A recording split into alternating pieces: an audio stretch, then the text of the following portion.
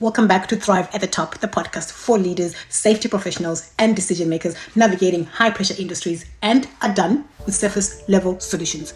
Here, we talk about the realities of human performance, psychological safety, resilience, and what it actually takes to sustain people and performance in complex operational environments. I'm Mabel Munyimani, the founder of Complete Wellbeing Global and the creator of the Safe Pillars Framework. We help organizations strengthen human performance, operational resilience, and disclosure readiness in high pressure environments. And today we are continuing with our Inside the Infrastructure, episode 4, where we are talking about why employees don't use support. If for any reason you're catching up on episode 4, we've got episode 1 and 2. Go back and watch those and then come back and continue this one. Today I want to talk about something I've heard many times over the years. A leader will say, we have great support available. An employee assistance program, mental health first aiders, a well-being policy, access to psychologists, training, resources. Then they pause and say, we're just not sure why people aren't using them. This is a very common statement. And it's a good question, because having support available isn't the same as people feeling comfortable to use it. They are two different things. I often ask leaders another question. If only a small percentage of your workforce is accessing support, is that because people don't need it or because something is stopping them?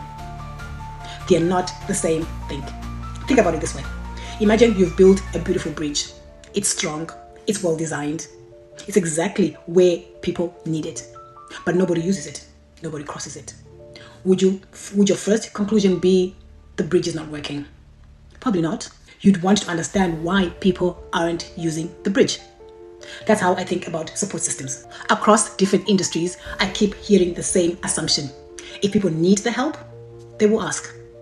But human behavior does not work like that. People don't simply decide whether they need support. They decide whether if it feels safe to access it.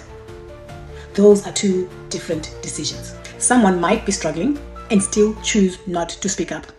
Not because they don't need help, but because they are asking themselves questions. Will this stay confidential? Will my manager know? Will people think I'm not coping? Would this affect my next promotion? Will I still be trusted? Will anything actually happen if I ask? Those questions matter. Sometimes more than the support itself. I've worked in mental health for over 20 years. One thing I've learned is this. People really avoid support because they don't want to get better. They avoid support because they're trying to protect something. Might be their career, their reputation, their identity, their relationships, their future. If organizations don't understand that, they'll always wonder why utilization stays low. This is why I don't think we should measure success by asking how many people used this service. I would rather ask what made people feel safe enough to use it. That's a much more useful question, because if nobody trusts the pathway, it doesn't matter how good your service is. Support isn't just about what's available. It's about what people experience before they ever reach out. The conversations they hear, the stories they remember, the way leaders respond, and the confidence they have in confidentiality, the time it takes to access help, the support they receive afterwards. Every one of those experiences shapes whether someone will seek help again. I sometimes hear organizations say, we've invested in a lot of well-being. And I don't doubt that. But investment doesn't automatically create confidence. People need to believe the system works, not because they've read the policy, but because they've seen it, because they have experienced it, because they've watched someone else receive support without being judged or disadvantaged. That's how trust grows.